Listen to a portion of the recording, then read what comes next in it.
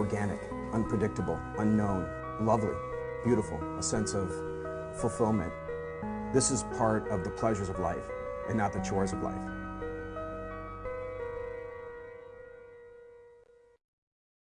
Coming up on Daily Iowan TV, Ditching Disney, see what other princesses are taking over. And see how one student is walking her way up to the top. And in sports, we get ready for a huge night on the hardwood. All that and more is at the top of the hour. Daily Iowan TV starts now. I'm Tom Brokaw. For more than 100 years now, the University of Iowa community has been waking up to the Daily Iowan. Today, it's the largest newsroom in eastern Iowa. And now you can see the news every night on Daily Iowan TV and get it anytime worldwide at dailyiowan.com.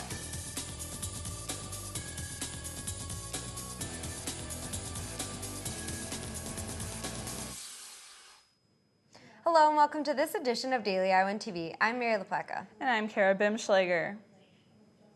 Move over Cinderella. There are some new girls in town that are sparking quite the debate among the Disney generation.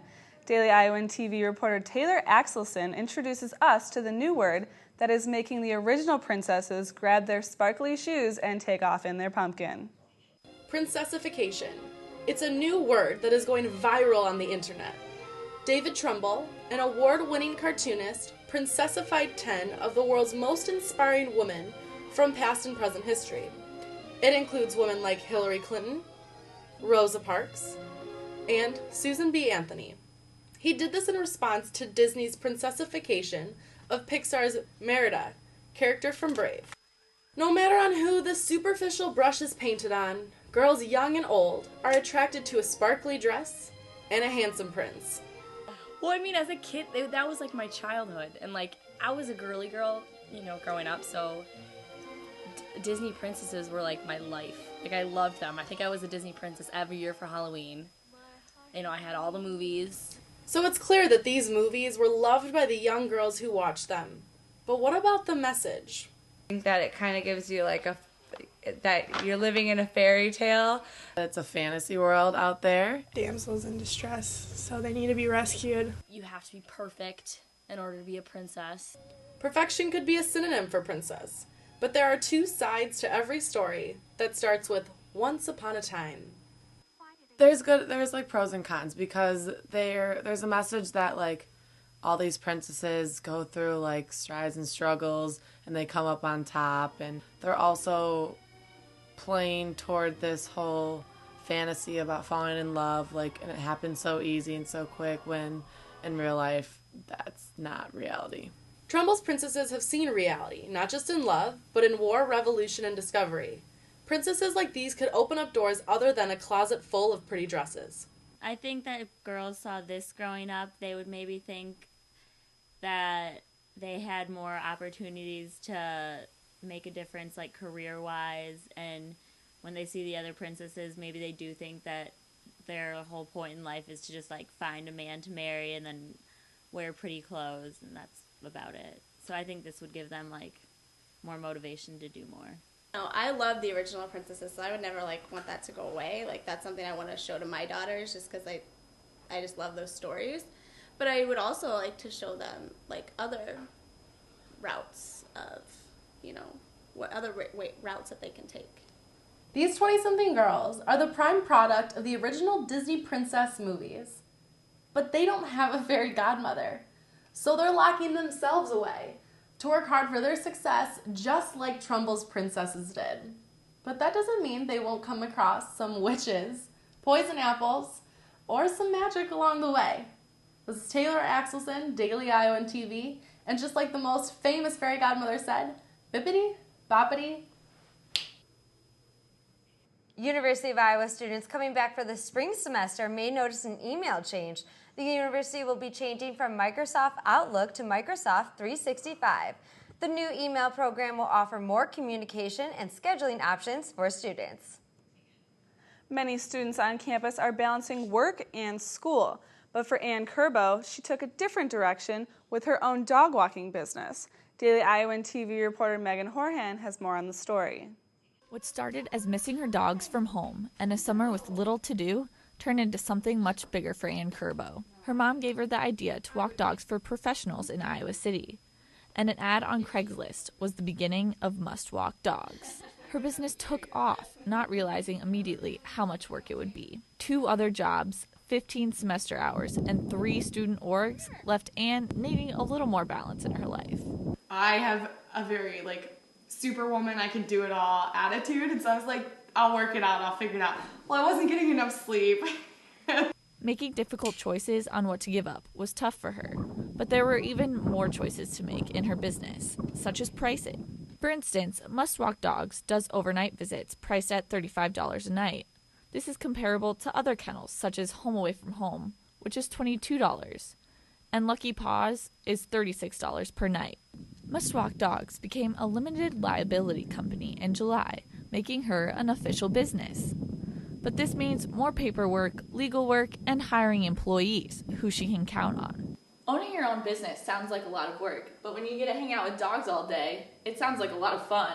Walking dogs is not overly difficult, but being able to trust somebody with other people's valuables is hard. Professionalism is key for Ann. She goes through a thorough interview process for new employees to make sure she can count on them to represent her business. This is Megan Horhan, Daily Iowan TV. The past couple days have been pretty gloomy. That's right, Mary. Luckily, we haven't seen any snow yet this December, but let's toss it over to Brianna Jett and see if she'll tell us if any is coming our way. Brianna? Thanks, guys. Well, today was definitely a gloomy day. However, the fog should roll out by tomorrow, and we might see snow by Sunday. Tomorrow morning, there's a 30% chance of rain and temperatures in the mid-40s. By the afternoon, that temp should rise to the lower 50s, falling back down to the upper 30s in the evening. Tomorrow's cloudy skies will continue into Thursday, but without the rain. The high will only be around 23 degrees. By Friday, we might see a little sun, but the temperatures will drop into the teens. Saturday will be the same with cloudy skies. Sunday might mean snow. With a high in the mid-20s, there's a 40% chance of precipitation, but don't expect much accumulation. Next Monday will be partly cloudy with a low in the single digits.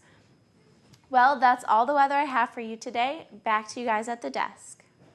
Now we're going to hand it over to Laura Gibbs to tell us what's been the chat on the street. Laura? Thanks, guys. Well, Thanksgiving is over and the holidays are just around the corner. It's the time for giving, shopping, and most importantly, blasting your favorite holiday jam without feeling any guilt. And since radio stations all over the country are swapping out their daily playlists for holiday music, I asked people on the street what holiday song tops their charts. Let's take a look. My favorite holiday song is Feliz Navidad because it reminds me of my family. My favorite holiday song is Jingle Bell Rock because I used to always sing it when I was growing up. My favorite Christmas song is White Christmas because it's a classic. My favorite Christmas song is Jingle Bells because my mom used to sing it to me as a kid. My favorite song is Rudolph the Red-Nosed Reindeer because I love that movie. Well, I know I could listen to a few of those this season. If you have a favorite song that you didn't see in tonight's show, tweet at us and we'll share it on our page. That's all I have for this week. Back to you guys at the desk. Football and wrestling both back in the sports studio tonight, Mary. Carver-Hawk Arena will also be buzzing with men's hoops teams returning from the Bahamas. So with that, let's toss it over to Daily Iowan Sports Studio where Whitney Blakemore and Jordan Cabialis are standing by. Guys? That's right, Mary. Whitney Blakemore and Jordan Cabialis back in the Daily Iowan TV Sports Studio. We start this Tuesday evening with football. No Kirk Ferentz this week, but our own football reporter Chelsea Brown has the latest sound from the gridiron and puts a bow on the Hawks' 2013 regular season. The Hawkeyes headed to Lincoln, Nebraska on Black Friday to take on the Cornhuskers on Black Shirts turf. Memorial Stadium was packed with 91,260 fans that showed up to catch a glimpse of the newest rivalry in the Big Ten.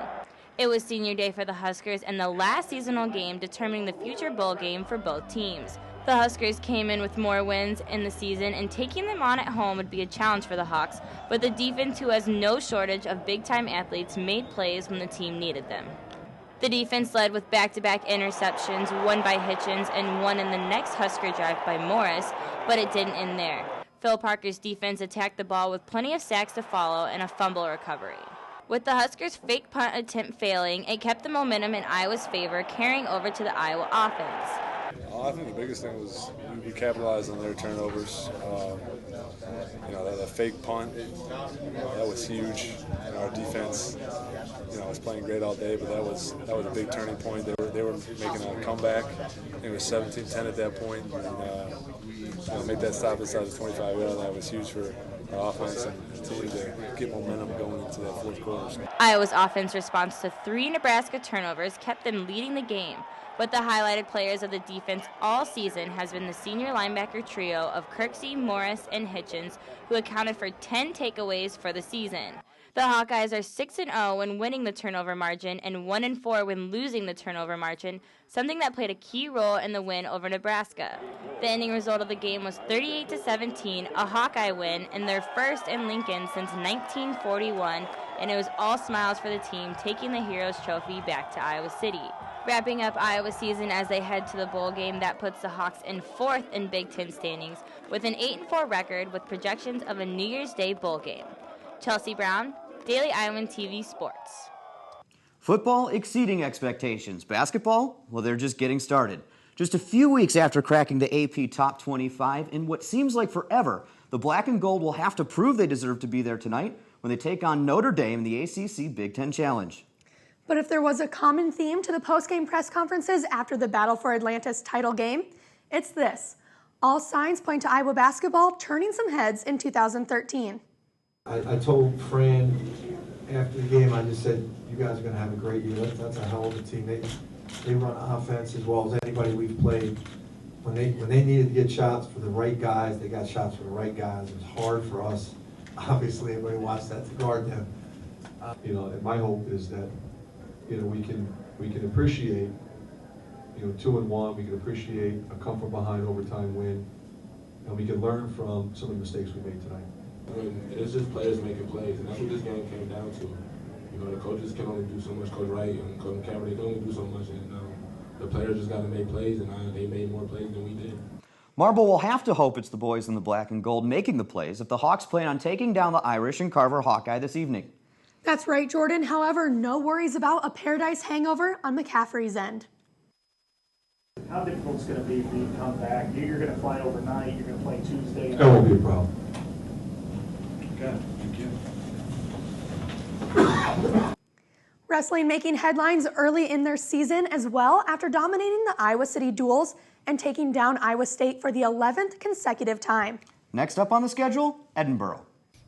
We got big matches, especially at 41. They're all big, but 41's a big match. We got number 2 ranked guy, and Jeff is going to have to be ready to go, no doubt. You can talk to him, but the biggest thing is actually going out there and doing it. And if you can't say anything to the guys if you're not going to go out there and you're not going to wrestle a high pace and score a lot of points. So you got to go out there and do it yourself, and then you can try and help the guys out, talk to them about things they can do better. Just try and motivate them more. Edinburgh might not be among the powerhouse programs that Iowa will take on later this season, but Ramos is ready for the challenge. We're getting into the meat of the schedule now. We're starting to pick up wrestling ranked guys, tougher opponents. Iowa State was our first test, now this is the second test, so we know we're ready and what we got to go out there and do. Unfortunately, that is all the time we have on the program tonight, but be sure to check us out tomorrow for full highlights of tonight's ACC Big Ten Challenge. But for now, Mary, Kara, back to you at the desk. And only with Daily Iowan TV can you get an inside look into Wednesday's pages of the Daily Iowan. Read on why Iowa City Police saw an increase of house break-ins this year compared to other years. And read about what the city is doing to raise awareness on gender violence. Well, that's tonight's edition of Daily Iowan TV. Be sure to watch us tomorrow or anytime online at dailyiowan.com. Thanks for watching and have a wonderful evening.